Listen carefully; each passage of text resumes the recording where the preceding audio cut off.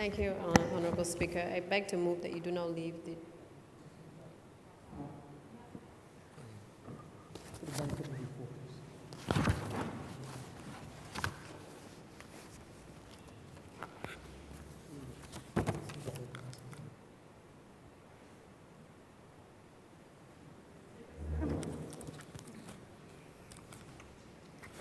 Mr. Speaker, sir, order number 6, in the name of the Leader of the House, to move that the House resolve itself into Standing Finance Committee to consider the grant of sums of money for the service of this island.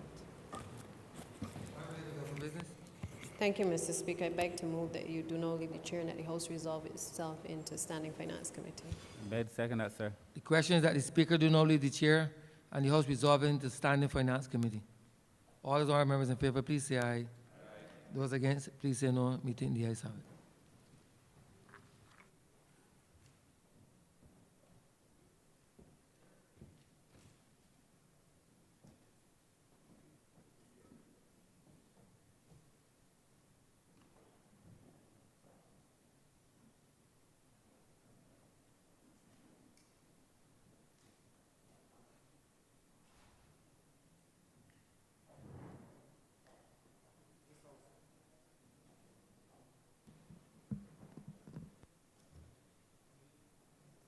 This House is in Standing Finance Committee.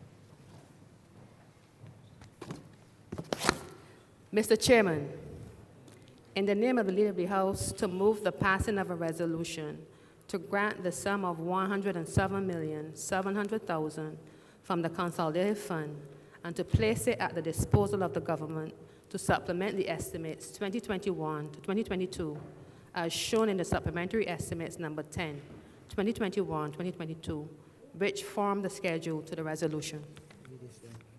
Head 81, in the name of Ministry of Transport, Works and Water Resources, in the sum of $8 million.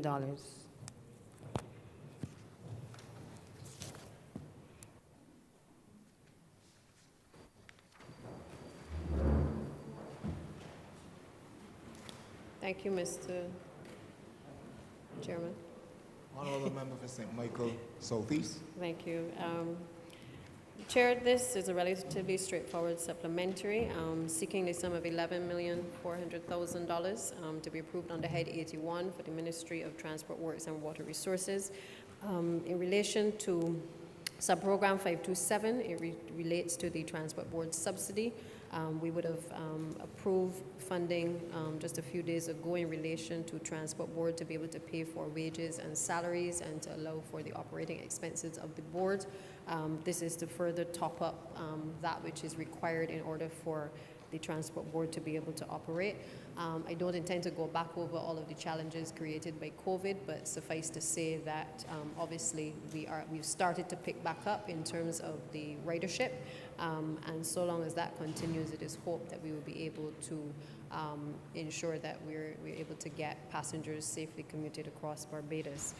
The sum of $3.4 million is therefore requested in terms of to cover the operating expenditure of the Transport Board. And in relation to account code 416, grants to public institutions, the sum of $8 million is required to support the ongoing capital projects of the Barbados Water Authority. Again, this is a continuation of government's extensive investment in the water augmentation project in terms of making sure that we're able to replace the mains across the country.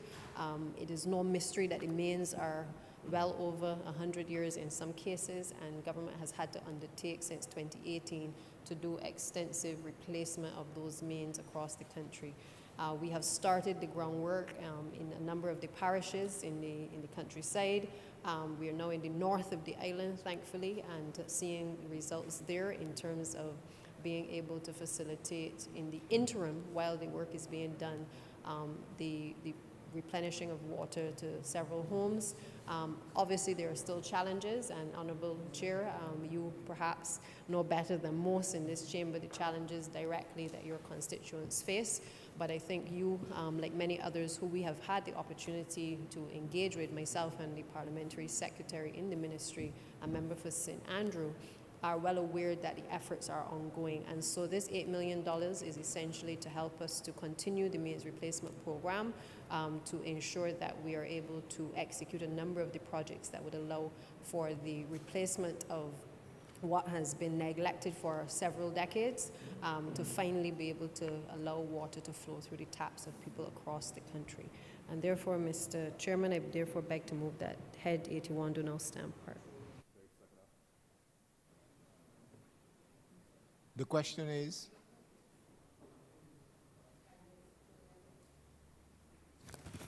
Mr. Chairman, there's a correction to be made. The $8 million announced was for Barbados Water Authority, and the amount for the Ministry of Transport and Works proper is $3,400,000.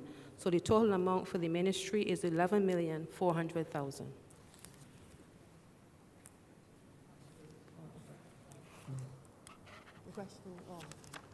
the question is that Head 81 stand part. All honourable members in favour, please say aye. Honourable members against, please say nay. Methinks the ayes have it. Head 12, Parliament. She said Parliament.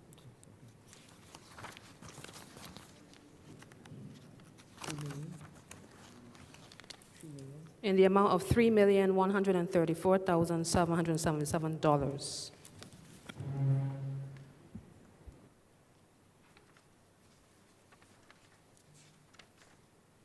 Honourable member for Christchurch West. Thank you very much, Mr. Chairman. This is a matter to basically continue the renovation works, the minor finishes that we still have to do. As you were, when I spoke last in this Honourable House, I said that there was still some work to be done, even although we're here in the main chamber. There was still some work for sure to be done in the Senate.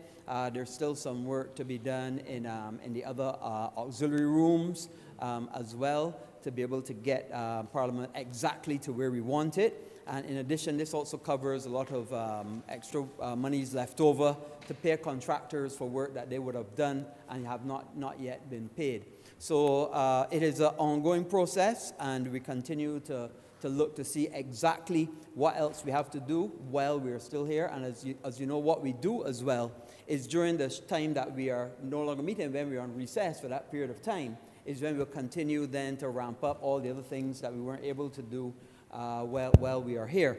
So as we are preparing, I imagine, to go on recess for a short period of time, we'll be using that period to be able to get more work done and also to finalize and get things done. Certainly the acoustics in this room, I think, have to have work. We know that there's also been some difficulties with the access to and from access to various rooms in terms of security, and we're working on that as well. And we're also working as well to some extent to making the internet connectivity and the Wi-Fi better. So there are technological things that we have to do as well, and also to pay the contractors for the fantastic work they have done and all of the hard labor that they did to get us back here in a timely, well, I can't say timely, but at the time that the Prime Minister asked for. And with those two words, I would ask that Head 13 stand part. Thank you.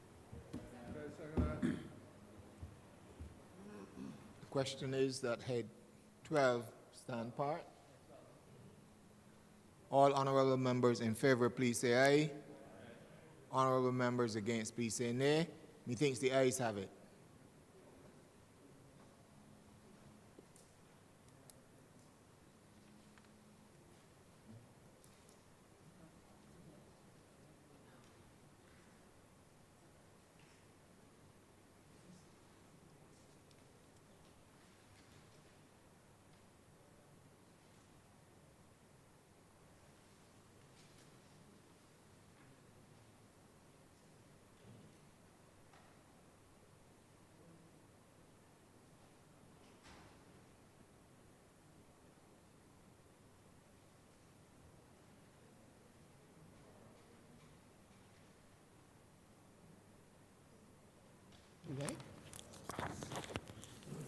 Mr. Chairman, Head 93, Ministry of Housing, Lands and Maintenance, in the amount of $14,900,000.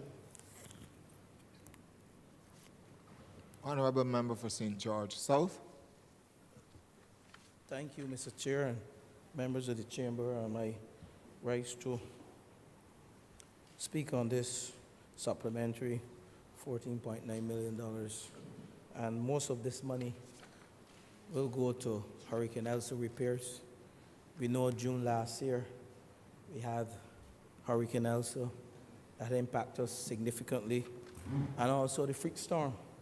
And we are still battling as a government to finalize repairs and rebuild as a result of the act of God that impacted this country significantly and in a negative way. As I speak to you, we are about 60% completed with our repairs throughout the country.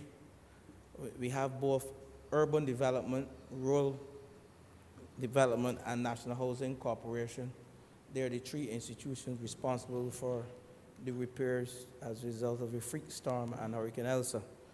One of the mandates of the government when we entered into the contract with our citizens to repair their homes and to rebuild their homes. And let me say to you that some of these homes had to be rebuilt as opposed to repaired because of the nature of the damage that were sustained across the length and breadth of this country. And we were, at the end of December, we had some 1,341 repairs and rebuild, split 50-50, 50 repairs, 50 rebuild. But we saw more numbers. The numbers increased as we turned after Christmas and to the end of January. We saw the numbers increase to roughly 1,530 repairs and rebuild, mainly a 60-40 split in 60 repairs, 40 rebuild.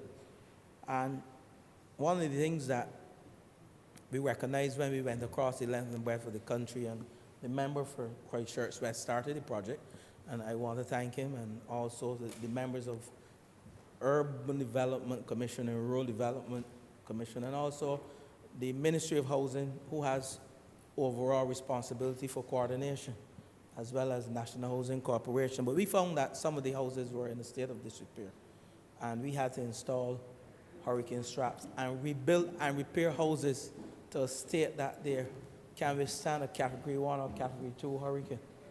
And the stage that we're at now as a government, we've seen tremendous progress from St. Lucie to Christchurch to St. Philip with respect to the repairs. And we're estimating that all repairs will be completed before the start of, well, I shouldn't say before the start of the next hurricane season, but by the end of June, because we know as a result of climate change, we are seeing bad weather in the months of January, we are seeing bad weather in the months of February. But we are hoping to bring some respectability back to the housing stock in this country as a result of the damage sustained from Hurricane Elsa. And I want to say to you that the management and the workers within urban development, rural development, and national housing, they're working assiduously to ensure that we cover every single home across the length and breadth of this country. So this money, 14.9 million, most of it, if not all of it, less than 1 million, well, I would say 13.9 million, will go into repairs to Hurricane Elsa and freak storm homes that were damaged last year. So with those few words, Mr. Chair, I beg that Head 93 in the amount of 14.9 million stand par. The question is that Head 93 stand part. All honourable members in favour, please say aye. Honourable members against, please say nay. Methinks the ayes have it.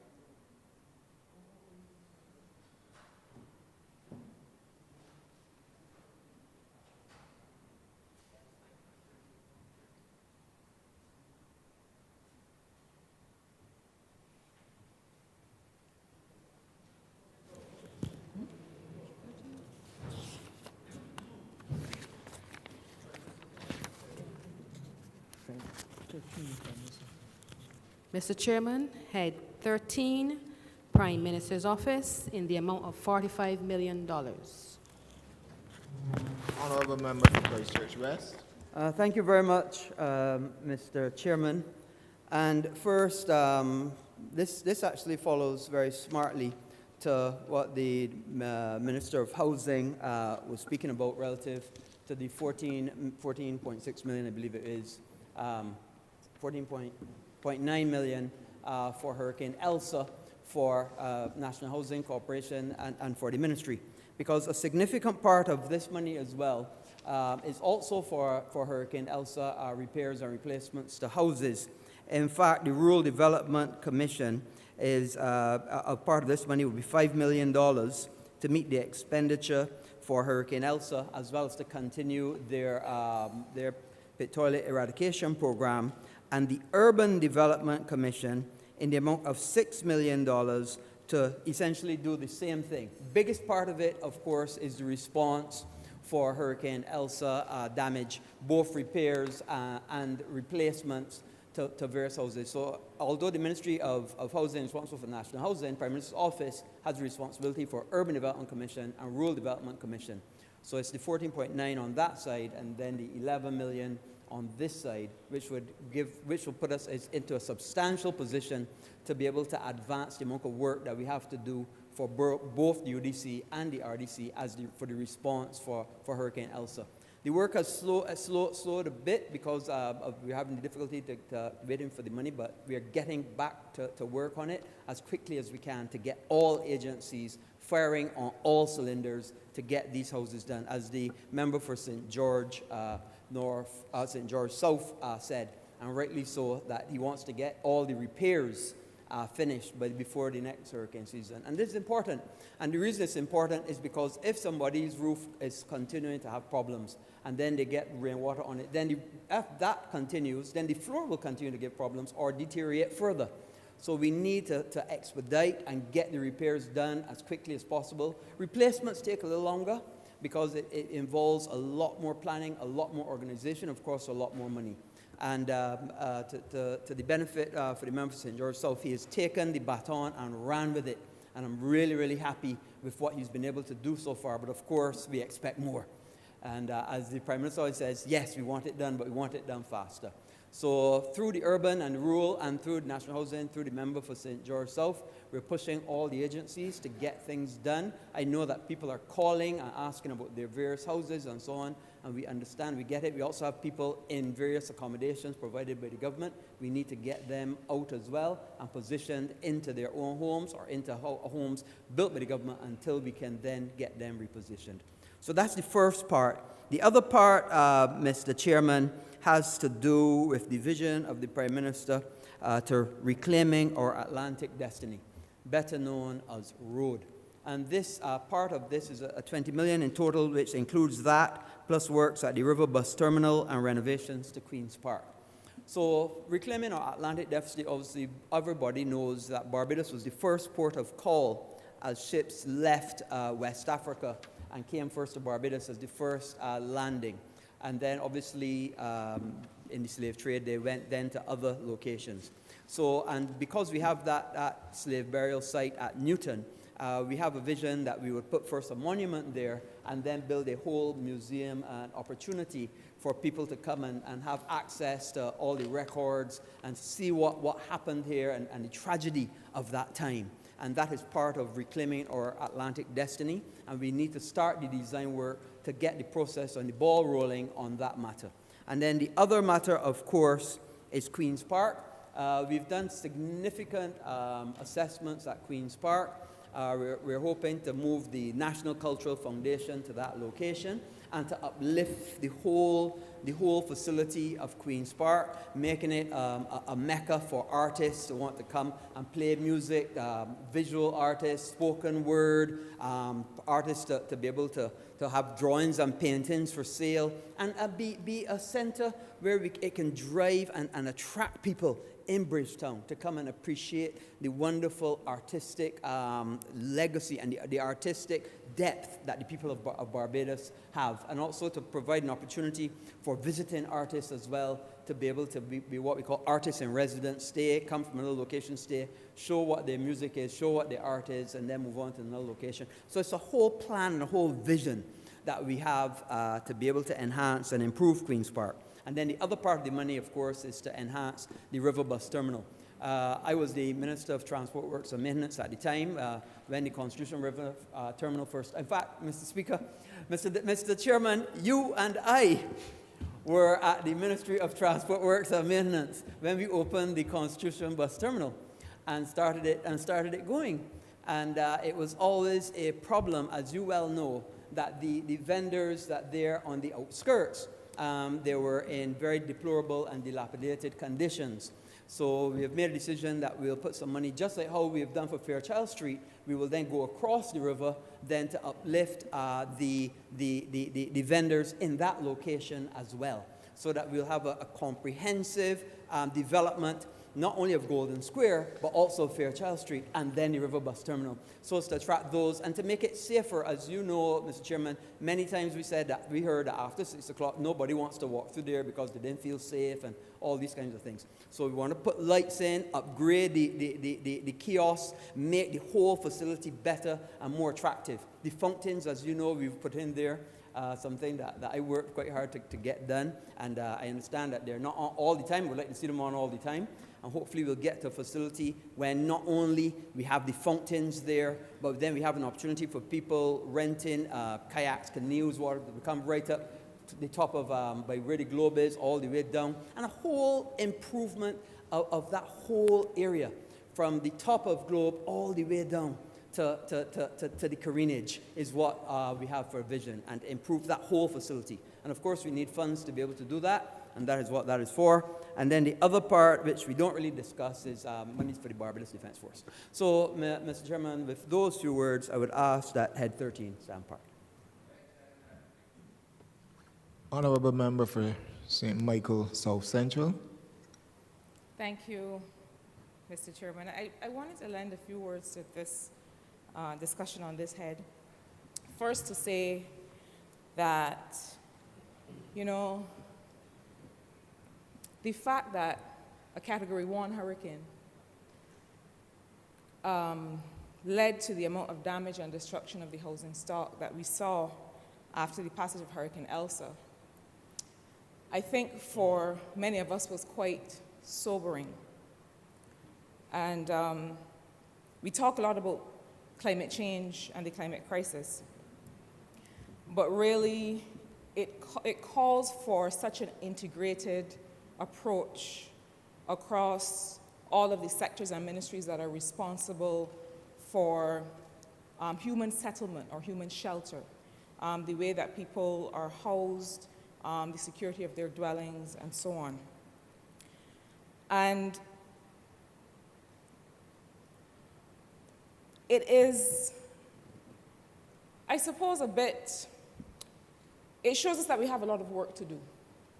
We have a lot of work to do, not just in terms of the response of the Ministry of Housing and of the Prime Minister's Office through UDC and RDC to be able to get these repairs done, but also in terms of a lot of the legislation and the policy changes that are required. And I'll tell you why I say what I'm saying.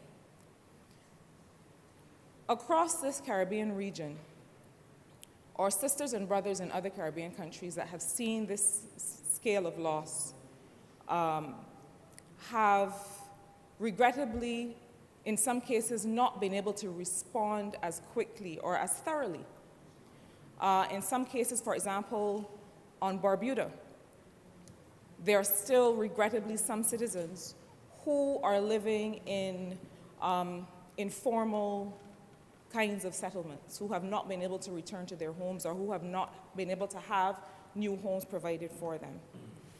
It is not really encouraging, or it is not very much comfort to people when we say to them, well, other countries that went through this have also seen these delays. I understand that that is not much comfort.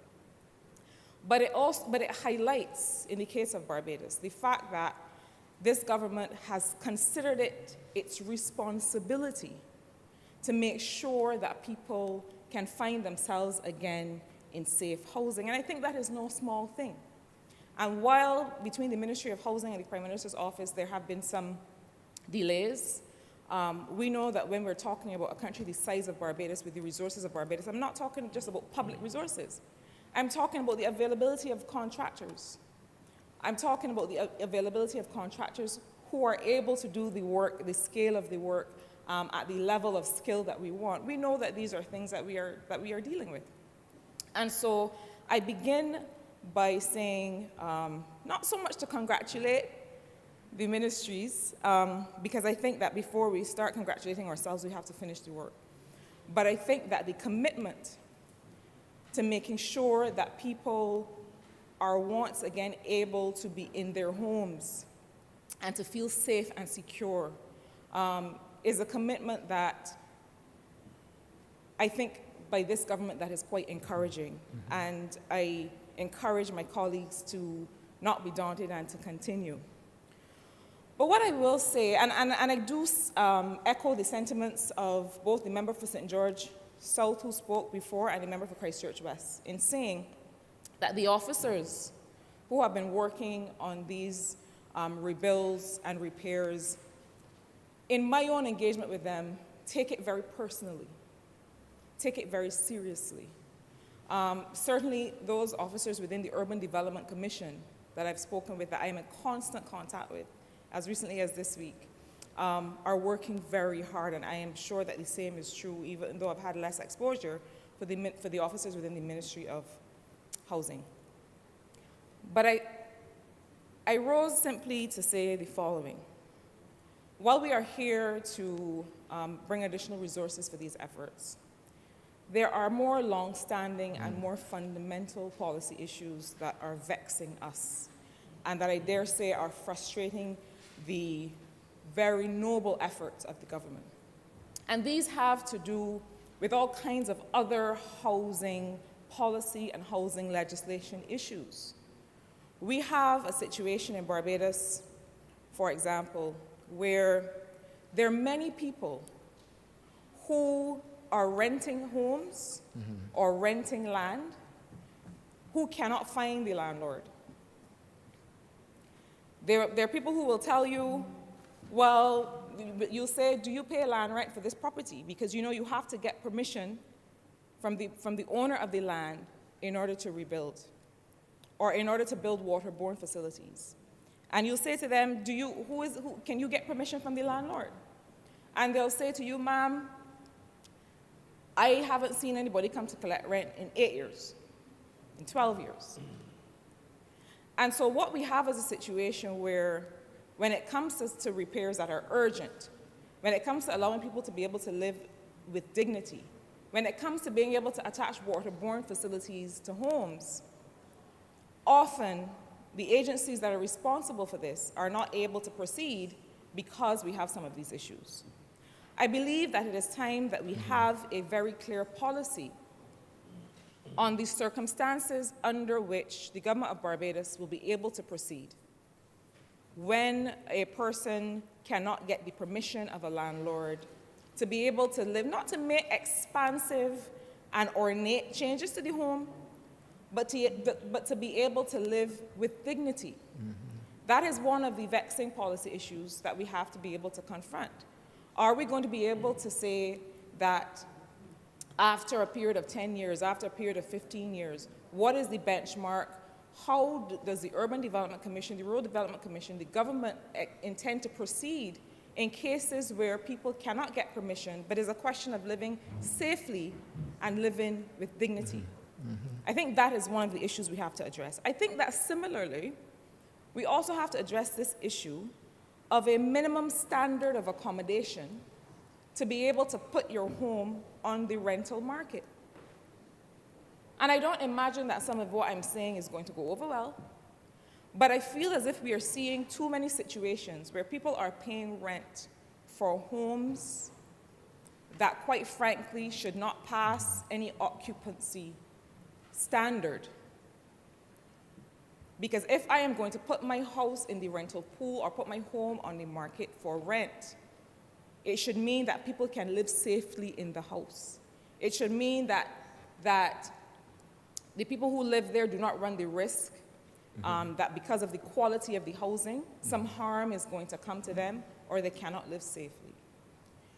My overall point, Mr. Chairman, is that if you speak to those who are in the trenches every day, having to complete these rebuilds and repairs from Hurricane Elsa, there are issues beyond the availability of capital, the availability of resources, that mean that some individuals will see significant delays in getting their homes repaired. And this is not because UDC or RDC or NXC aren't ready to move, but it is because there are other policy issues that are intervening. So I raise, Mr. Chairman, simply to encourage us, not just to throw our hands in the air and say, oh, we can't proceed because we don't have landlord permission.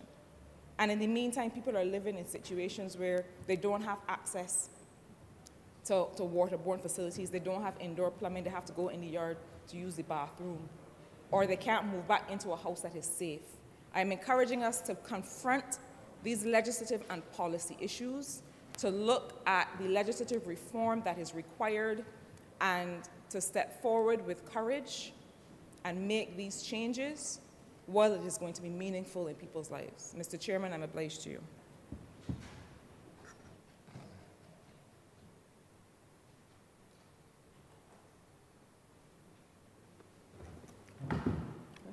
Honourable Member for Christchurch West.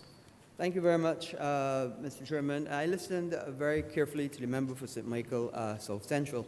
And obviously, there are 2 or 3 issues that I feel that is pertinent that I respond to. The first one has to do with improving the housing stock.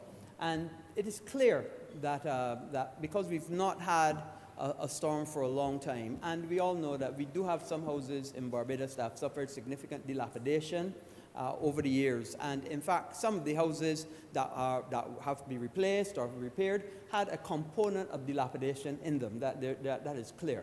And that dilapidation was made significantly worse and then caused the house to go from a dilapidated house to a fully destroyed house. So what the Ministry of Housing, when I was there, and certainly what Urban and Rural Development Commission were doing, in fact, the government is looking to do, is we're first looking to do a program that I spoke about here in the budget called Strap It. In that program, as you know, we made it a document of the House, the Hurricane Strap, and we're offering those to all people who would want to be able to put straps on their roof to be able to make it more hurricane resilient. Yes, that is not the be-all and end-all, and that will not save every house, but it will add a little bit of resilience to be able to hopefully save or enable a house that otherwise would not have withstood a certain level of wind to be able to have a better chance to withstand that, certainly from the roof point of view. Also, secondly, another program we probably have to come with after is to be able to strap the foundation of the house, the uprights to the foundation. And that's a second program that the Ministry of Housing then would have to develop after, because you can only start the top, but you also take the bottom to the ground as well. The second point that the member raised also, which is very, very important, is we have to obviously educate our people so that they understand that when building in future, that they have to build with resilience in mind.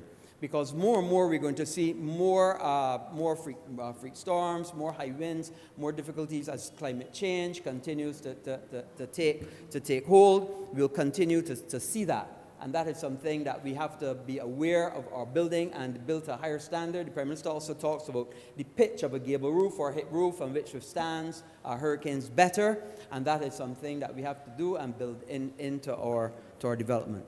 The third thing that the member spoke about has to do with rental and so on. That doesn't really come under this particular head, but I do agree with her that at some point, be it the Ministry of Housing or the other, maybe Commerce to my left, would have to look at what people offer for rent and whether it meets certain standards, whether it has certain guidelines. Of course, we have a great need for rental accommodation.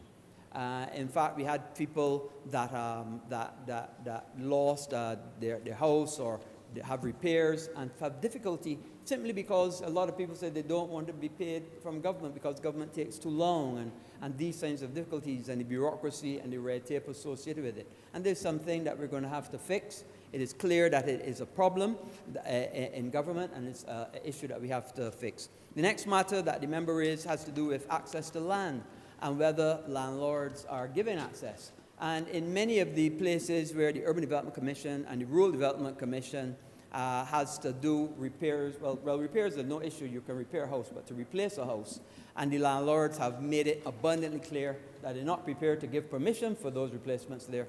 That is why we've also factored in to the program to be able to build on new government land and provide facilities available for those people that are not getting permission from the landlord. So that is built into the program, and we expect that. Urban Development Commission alone has 28 families, I'm told, that the landlord has said no, that they're not prepared to, and they're not prepared to let any kind of replacements be done on that property alone.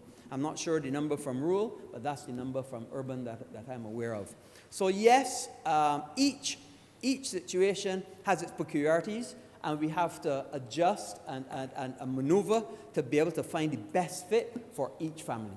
But I am confident that once we continue to work at it constantly and consistently, we will get there at the end. So therefore, Mr. Chairman, I'd like to again ask that Head 13, Prime Minister's Office, stand part.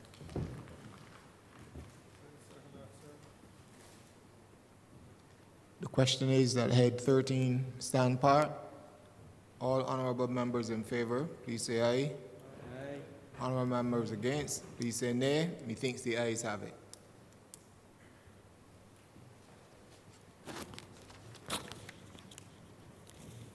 Mr. Chairman, Head 87, Ministry of Education, Technology and Vocational Training, in the amount of $14,400,000. Honourable member for St. Philip West. Thank you, Mr. Chairman. The sum being requested in this supplementary will cover transfers to the University of the West Indies. You would know, sir, that this government continues to empower through education. And as part of our commitment in that regard, we sought back in September 2018 to restore the payment of tuition for undergraduate students at the University of the West Indies. And a significant part of this supplementary will in fact go to that. I am told by the ministry that we now have over 6,000 students for whom we paid tuition in the 2021-2022 school year. We had come down. I know that we had at one point been as high as over 8,000 before the tuition was taken away from being paid by government by a previous administration. We had dropped below 5,000, and now we are rising again in terms of allowing access of Barbadian persons, students, to higher education at the University of the West Indies. And sir, this not only supports the students, but it supports all of those Barbadians who are seeking to get an undergraduate education, including those persons who would have worked and was seeking to take time away from work and then go on to further their studies as well. In addition, Mr. Chairman, this money also goes to support some of the economic costs of running programs at the University of the West Indies, not just the tuition. We also support the University Hospital of the university, the Seismic Research Center, which you know has responsibility for monitoring volcanic and earthquake activity and has provided scientists who are able to provide the kind of support that we need in times of emergencies. We also support Open Campus, Mr. Chairman, and so this sum of this supplementary for the Ministry of Education, Technological and Vocational Studies will go a long way, not only to deal with tuition, not only to deal with economic costs, but also to support research and other activities of the University of the West Indies. With these few words, I beg to move that Head 87 stand part.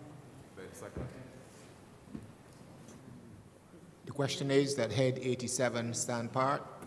All honorable members in favor, please say aye. Honorable members against, please say nay. Methinks the ayes have it. Mr. Chair, Head 82, Ministry of Environment and National Beautification, in the amount of $5 million. Honorable member for Christchurch West Central. Thank you, Mr. Chair. This money that we are seeking is to be used on the building out of the most beautiful and natural oasis in the Western Hemisphere. And I'm referring to as none other than our National Botanical Garden. Mr. Speaker, we would have, Mr. Chair, sorry, we would have started the first stage, which is building out our design for the final master plan. A master plan that seeks to augment different types of garden: ornamental, herbal, medicinal, woodland gardens, scientific, fruit gardens, indigenous gardens. Gardens that will not only seek to beautify, but seek to have either medical significance or for food purposes.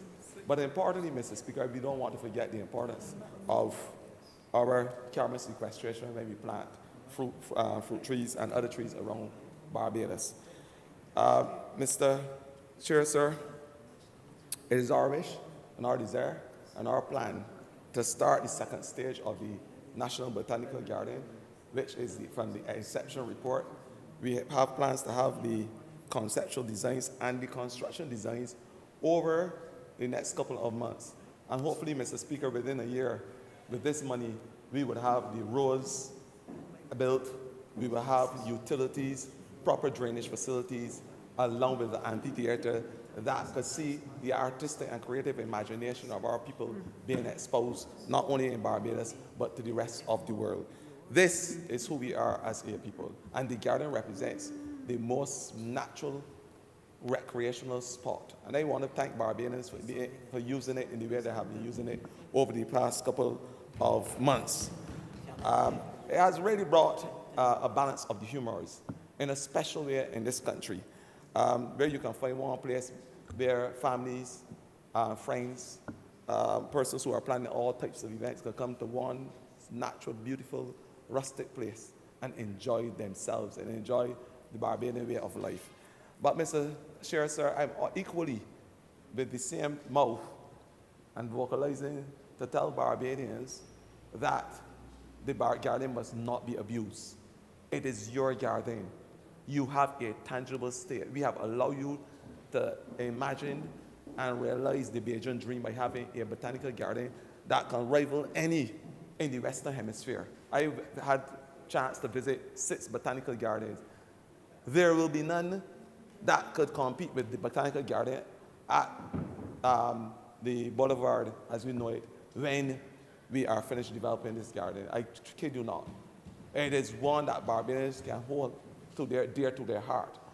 So I'm appealing to Barbadians not to litter in the garden, because we are having some problems down there where persons are destroying the small young plants by stepping on them. So there must be a level of care and sensitivity when you are operating in the garden. We are saying to Barbadians, and the Prime Minister has it as her mandate and her ultimate wish, to have an all-inclusive garden where we open and accept all and sundry so they can enjoy the environment, so to speak. But at the same time, you have a duty and a responsibility to care that which is given to you free of cost. Because at the end of the day, it is yours. And basically, it is who we are. And in the same way we treat to our homes and our external environments, we need to treat to the botanical garden as if we have a sense of ownership of it. So, Mr. Chair, sir, I am happy to say that the $5 million over the next 12 months or so will be used to complete stage 2 of the National Botanical Garden. And I'm looking forward to having Barbadians flock in their numbers to enjoy and experience herbarium taxonomy centers, germplasm facilities, along with all the other facilities, the scientific nature and the ambience of a garden that speak to who we are. With those few words, Mr. Speaker, Mr. Chair, sir, I'm obliged.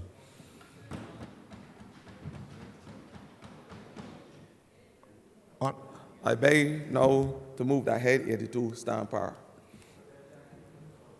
The question is that Head 82 stand part. All honourable members in favour, please say aye. Honourable members against, please say nay. Methinks the ayes have it. Head 35, Ministry of People Empowerment and Elder Affairs, in the amount of $2 million.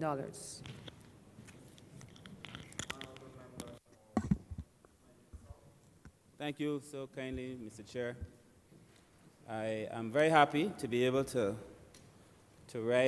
give some explanation as to the funds that we are being asked during this supplementary to support.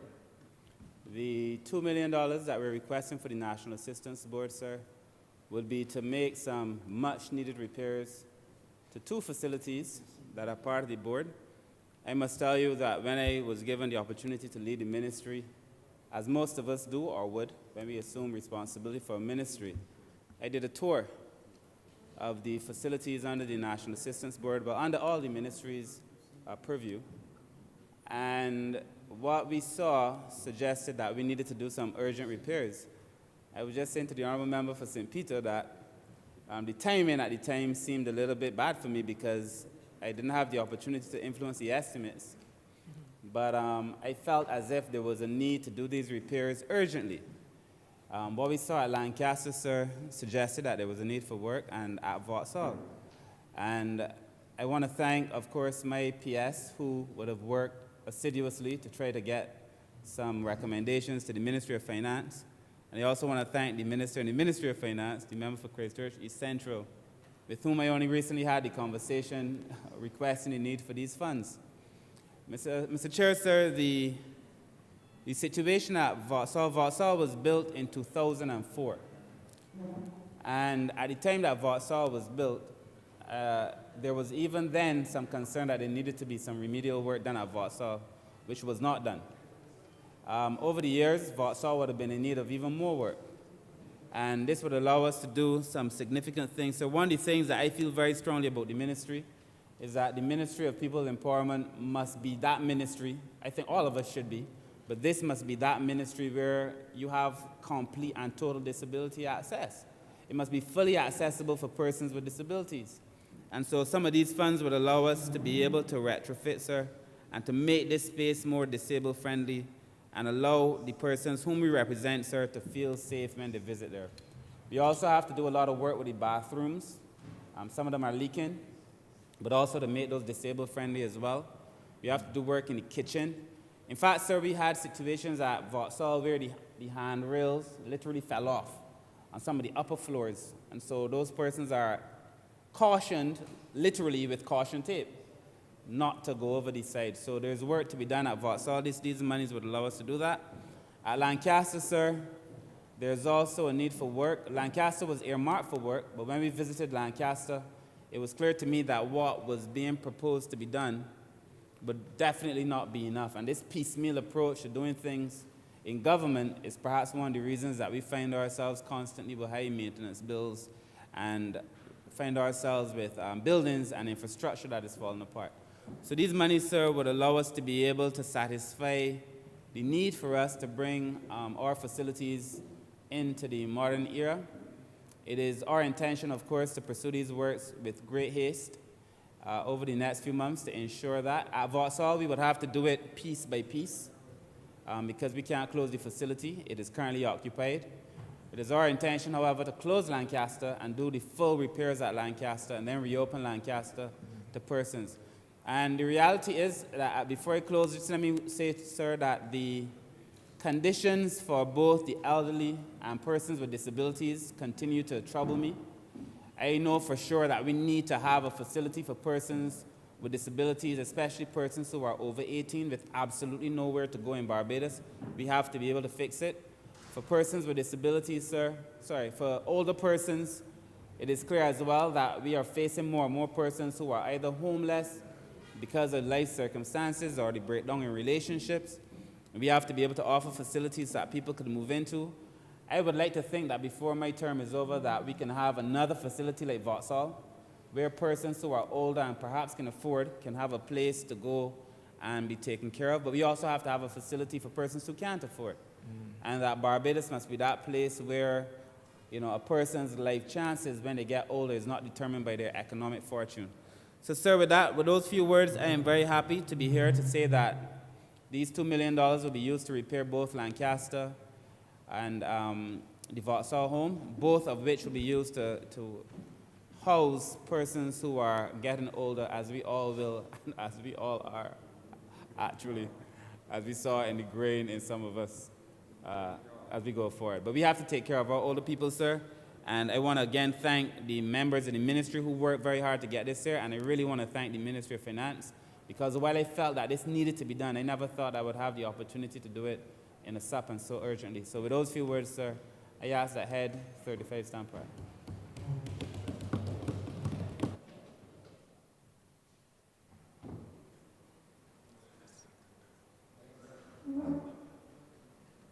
The question is that Head 35 stand part. All honorable members in favor, please say aye. Aye. Honorable members against, please say nay. Methinks the ayes have it.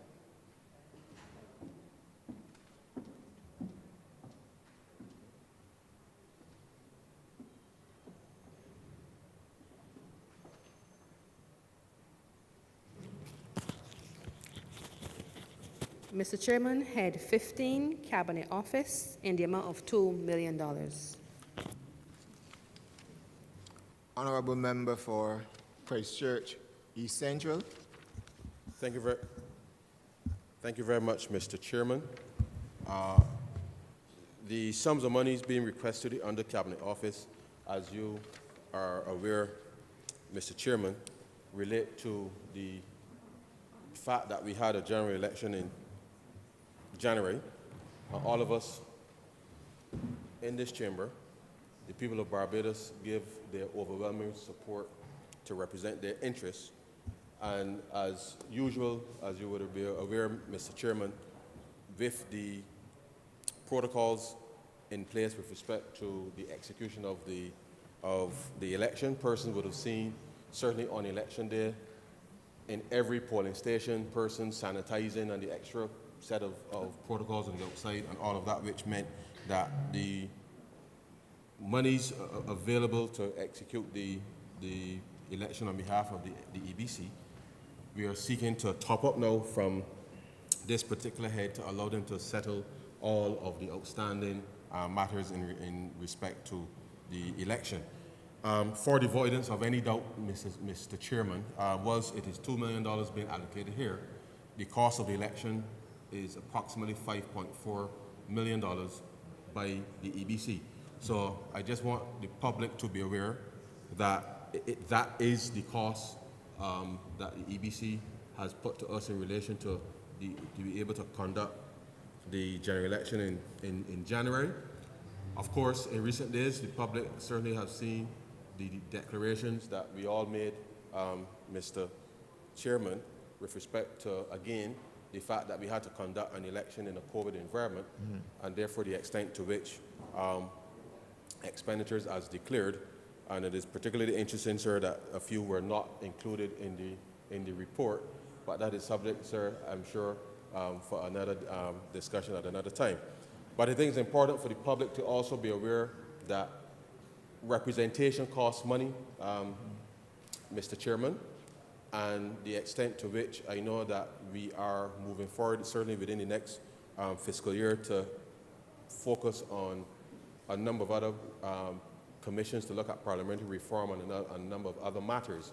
The reality is that the cost of executing elections in this country in the context of the EBC and ensuring that, first of all everything is in order, including the production of those lists, in ensuring that the registering officers are able to do the relative administrative works, the counting and the process with respect to counting being done in a manner that allows all of us to feel comfortable that when the returning officer declares us, sir, as the duly elected representative, that everything has gone smoothly. And to the extent as well, sir, as the police officers who, during the course of the conduct of the election, have their duty to ensure that everything goes according to plan. And I really want to thank all of the persons, including not just the police officers, the staff of the EBC, but certainly those persons who I got so familiar with them on election day, going in and out of the polling stations, Mr. Chairman, that those persons who were sanitizing hands at the doors and have made sure that the entire process was done as safely as possible. I thank them for the work that they did, sir, because without that, I suspect we could have had a different outcome with respect to the conduct of the election. And so this is just to be able to allow them to complete the payments with respect to the general election. I think we are all satisfied with the judgment of the people, sir, that they made 2 months ago. Governing is never an easy exercise, but I think that with the significant mandate that the people gave to us again to conduct their affairs, that as members of Parliament, we come here to make sure that everything, sir, is done in the way that it ought to be done, in order to make sure then that persons can feel comfortable with respect to the conduct of elections. And so, Mr. Chairman, I beg to move that head 15 in the amount of $2 million stand part. Bear to second that, sir. The question is that head 15 stand part. All honourable members in favour, please say aye. Honourable members against, please say nay. Methinks the ayes have it.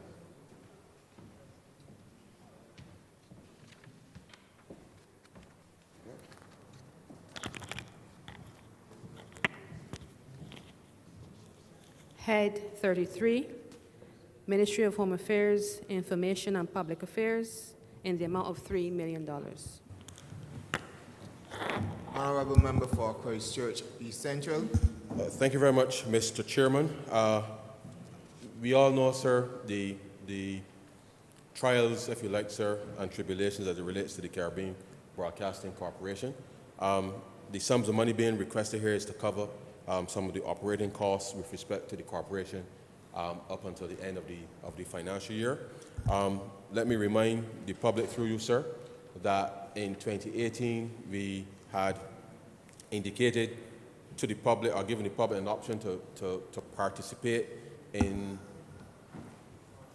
solving or participating in indicating how we will resolve some of the reforms within state-owned enterprises. As the Prime Minister said in her budget speech just a couple of weeks ago, that the reforms that we had intended to complete certainly 2 years ago now need to be executed. Members of the public would see certainly being advertised on the CBC and other media in relation to expressions of interest for private entities to be able to help partner with government to be able to transform and reform the CBC to an entity that obviously is a much more digitally agile media company for the 21st century. And therefore, whilst these funds are intended to resolve some of the operational issues that they're currently having, the reality is that the transformation of the Caribbean Broadcasting Corporation into a media company capable of producing the kind of content that certainly the 21st century media companies normally do, that we can utilize certainly some of the very content in relation to the archives and those types of things with respect to the content that they have, in order to make sure that not just leveraging that content, but the creation of new content within 21st century Barbados to be able to put it on a much more commercially viable operation. And therefore, these sums here are to settle the current financial issues, but the interested parties are encouraged, obviously, to submit the necessary expressions of interest with respect to dealing with the Caribbean Broadcasting Corporation. And we certainly look forward to seeing what is proposed, because these are areas that can be much more commercially viable with the appropriate investment, as well as management structure and expertise. that can compete within the context of a global media environment. And so, Mr. Chairman, I beg to move that Head 33 stand part. The question is that Head 33 stand part. All honorable members in favor, please say aye. Honorable members against, please say nay. Methinks the ayes have it.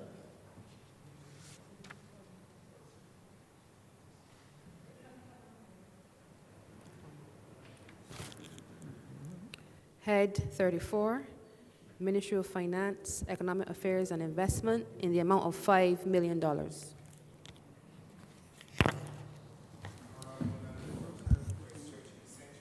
Thank you very much, Mr. Chairman. You would recall, sir, that in the summer of 2020, sir, when we were going through and trying to understand where we were landing with respect to COVID-19 and the impact that it had, you recall, sir, that we worked with the private sector, particularly those within the hotel and tourism space, to devise a program to help support enterprises to get them through what certainly was the most difficult financial circumstances for the tourism industry. And therefore, the best program, sir, was designed as an intervention by government in order to make sure that we had a sufficient number of companies and entities, sir, that can survive the pandemic. And I think we've been successful in doing that, sir, because as we speak, certainly with the number of tourists that we've seen on island, certainly this year, that it says that the judgment that we took to support those enterprises, sir, to get them through the pandemic was a sound judgment, sir.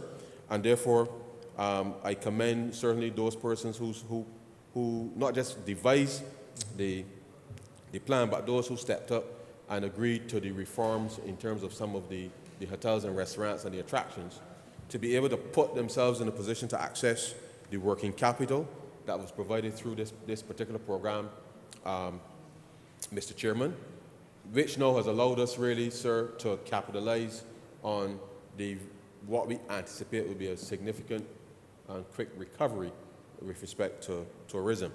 And so therefore, these monies are being voted, sir, to provide additional support to that program.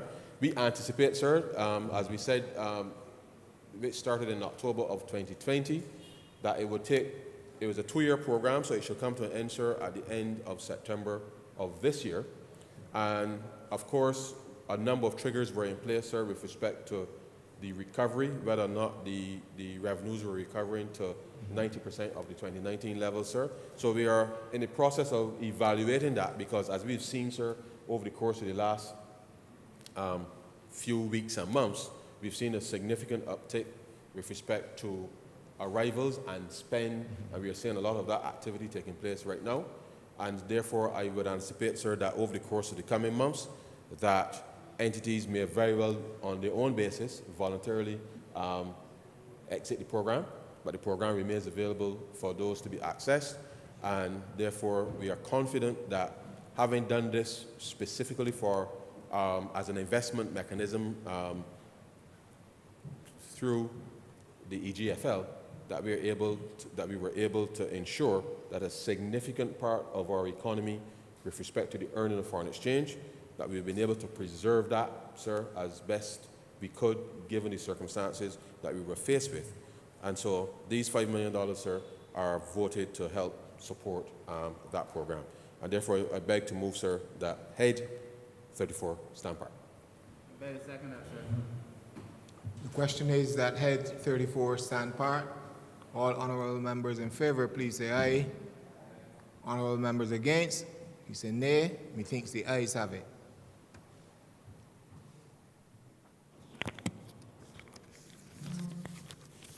Head 39, Ministry of International Business and Industry in the amount of $5 million. Honorable member for St. Michael North. Thank you, Mr. Chairman. I rise to provide some brief remarks and insight into the requested supplementary of $5 million for what was the Ministry of International Business and Industry. Of course, this $5 million, Mr. Chairman, is being asked for or requested to supplement the operations of the BIDC, the Barbados Investment and Development Corporation. You would understand and appreciate, Mr. Chairman, that the BIDC as an entity has oftentimes been recognized as a landlord of government, being the primary corporation or entity that's responsible for the industrial estates and properties that belong to government, or to the what used to be the Crown, but belongs to the government, to the state. At this point in time, we are asking for this $5 million to help us to supplement the continued operations of the BIDC in maintaining the various estates. It is an ongoing exercise, Mr. Chairman. As we all know, once a building is being used, once it is occupied by various tenants, there will be what is called wear and tear, and it is an ongoing exercise of maintenance and preventative and corrective maintenance that needs to take place. So a significant portion of the $5 million that's being requested will be used to continue the ongoing maintenance program of the BIDC for the various estates. I would also like to put some context. In the previous financial year, Mr. Chairman, the BIDC would have voted or would have been voted or allocated about $5 million less than what its previous years would have been. We would have had a $5 million cut. And unfortunately, Mr. Chairman, we realized during the course of the year that that cut would have hindered our ability to execute all of the programs that we had slated for the financial year. And that is why now we are seeking this supplementary. In addition to that, Mr. Chairman, we must appreciate, and I would like the public to understand and recognize, that the BIDC is now evolving as an institution, as a corporation. It is no longer simply just a landlord. It is not simply just managing industrial estates, but it is carrying on and executing a wider mandate. And that is to expand and to grow not only manufacturing, but of course, most importantly, to help us in the facilitation of our export growth. So there are a number of initiatives that have been created to support that initiative, and this $5 million will go as well to help us to continue the ongoing works in that regard. I speak firstly and foremost to the shared use facility. We have a shared use facility that is right now under construction, Mr. Chairman. It is well underway in its development and its production, and this shared use facility would allow many of our manufacturers to have access to a shared space, which would automatically reduce their significant overhead costs. One of the largest or biggest issues that our manufacturers, or local manufacturers, if I would say manufacturers in general, that they face is that they have significant costs of production, significantly high costs of production. So when we can give them access to a space, Mr. Chairman, where they're able to utilize state-of-the-art technology, state-of-the-art equipment at a reasonable and shared cost, and we are able to spread that cost across all of the manufacturers in the industry, then that individual at an individual level, at an individual point, we see that that can reduce, Mr. Chairman, the cost to those individual producers and manufacturers. The second part of this $5 million that's being requested as a supplementary relates to our mechanics bay, once again, which is another shared use facility that allows mechanics, as we know, we call them roadside mechanics.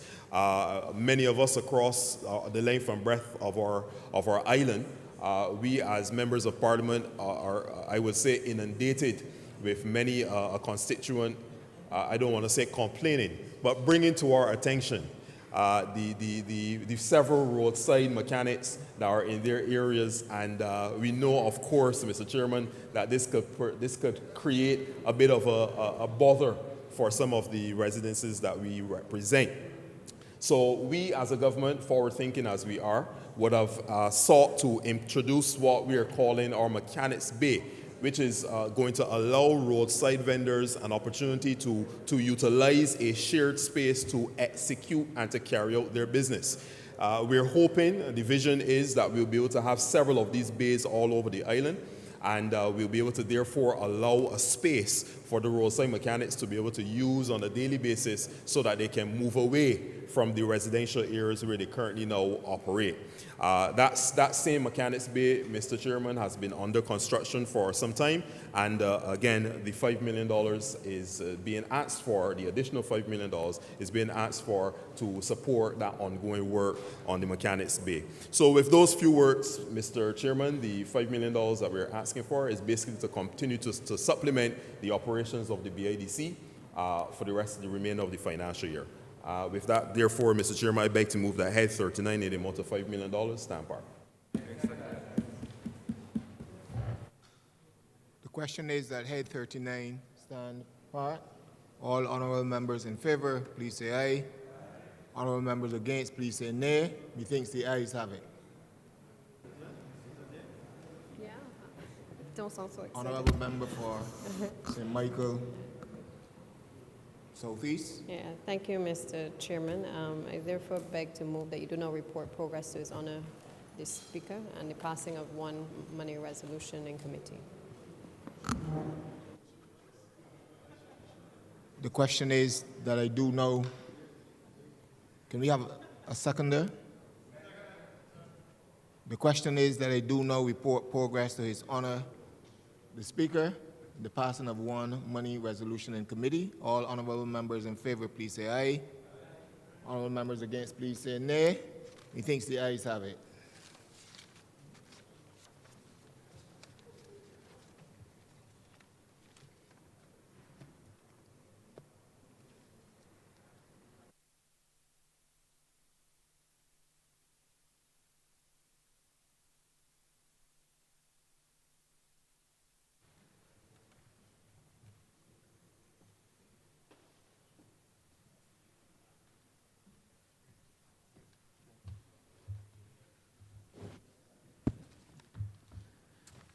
The Chairman of the Standing Finance Committee has reported the passing of one money resolution in committee.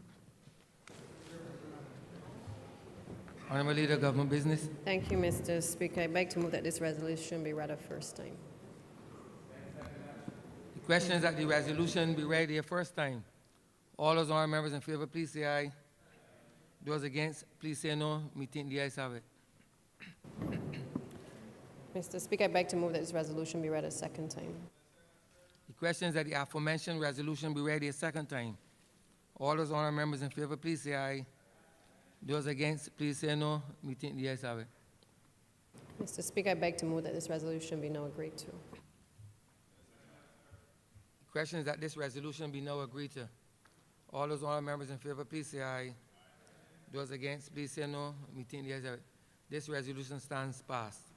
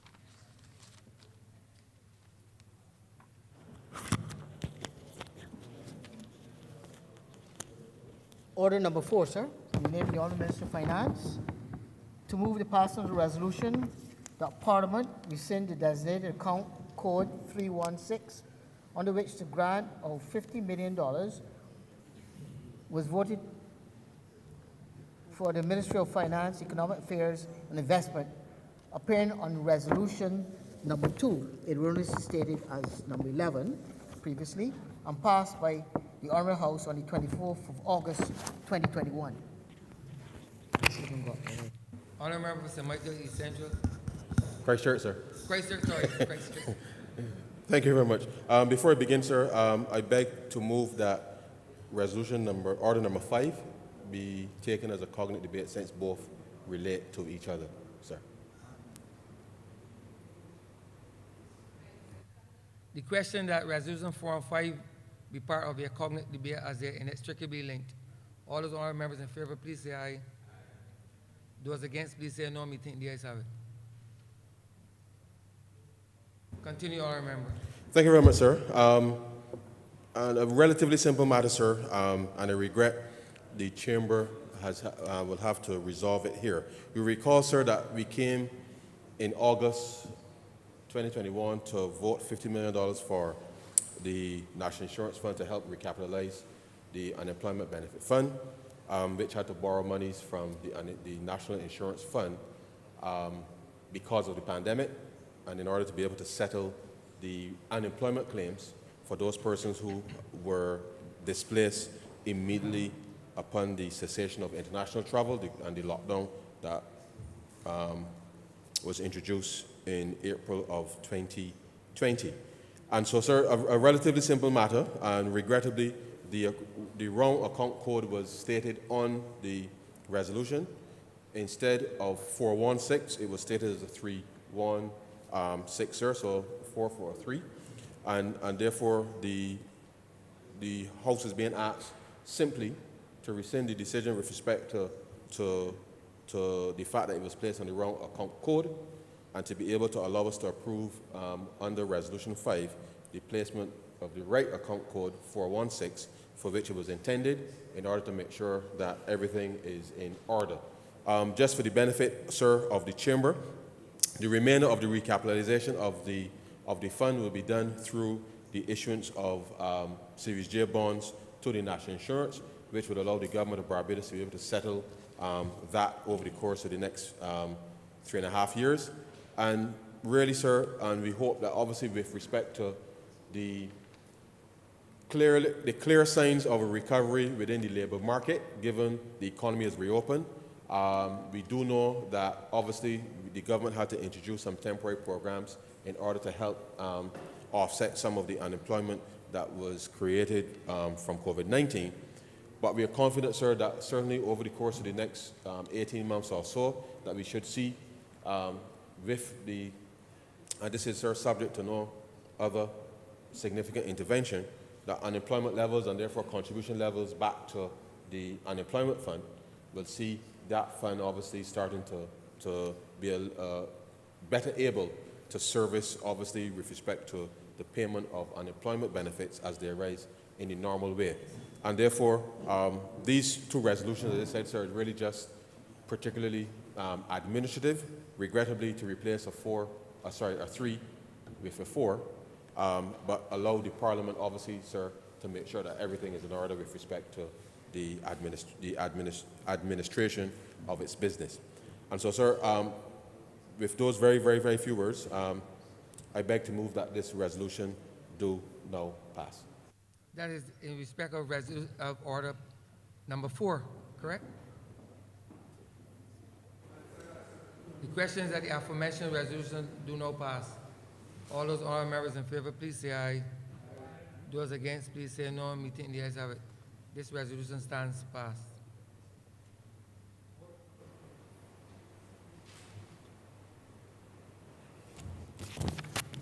Order number 5, sir.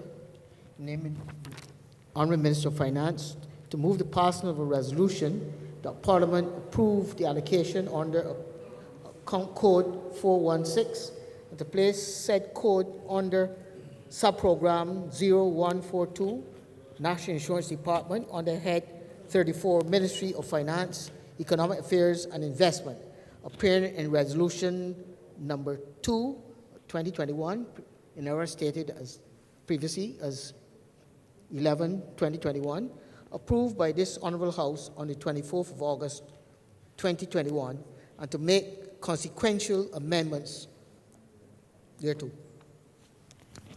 Honourable Member for Christchurch East Central. Thank you very much, Mr. Speaker. I beg to move that this resolution do not pass. The Questions that the aforementioned resolution do not pass. All those honorable members in favor, please say aye. Those against, please say no. Meeting the ayes have it. This resolution stands passed. No, I just say. Honorable Leader, Government Business. Thank you, Honourable Speaker. With that, we have come to the end of today's sitting, and I therefore beg to move the adjournment of the House until the 26th of April at 10 a.m. The question is that this honorable chamber be adjourned until the 26th day of April at 10 a.m. in the forenoon. All those honorable members in favor, please say aye. Those against, please say no. Meeting the ayes have it. This honorable chamber stands adjourned until Tuesday, the 26th day of April at 10 a.m. in the forenoon.